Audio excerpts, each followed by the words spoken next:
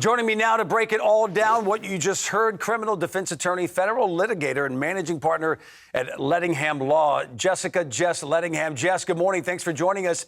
This is such a high-profile case where each side is very strategic with the challenges they face in choosing the right jurors for their cause. Break down each side and what you believe they're hoping to find in their search for the right jurors.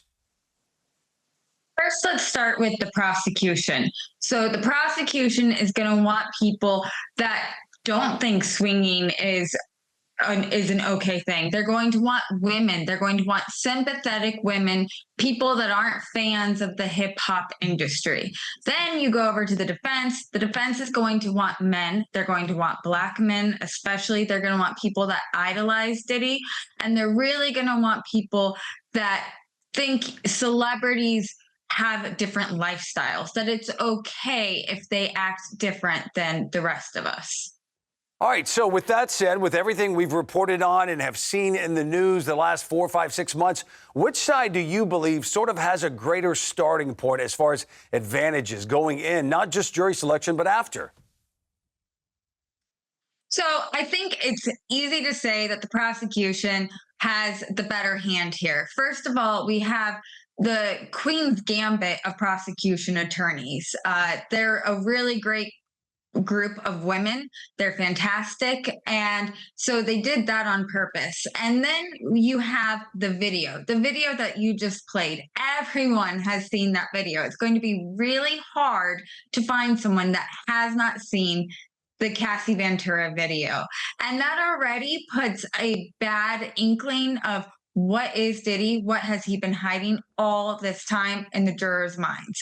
And then the last reason I say that the prosecution has the upper hand is because we have seen that the defense is trying to get a doctor into their witness list and try to state that he didn't have the right culpability, the right mindset to be blamed for this. And that is kind of a Hail Mary defense. I do not think we would be seeing that type of defense if they did not think that their case was a tough one to win. All right, so you just mentioned that the ex-girlfriend Cassie Ventura will be a central witness. What about the other witnesses? And here's the $64,000 question. Do you believe we will see Diddy on the stand? I absolutely think we're going to see Diddy on the stand. I think that they have to put him on the stand because he has to speak to what his mindset was. This was his lifestyle. It was swinging. Swinging parties included prostitutes, right?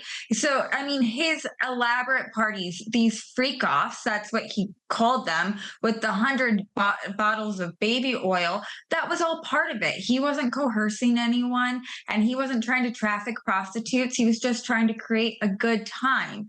The other witnesses, we don't know who they are. We know that there are 3 alleged victims besides Cassie. We don't know who they are. And then we know that there's a person that used to work for Diddy. And so I have no idea what they're going to say, but I can assume that they're going to be on the video and the witnesses are really going to be talking about what happened in the video.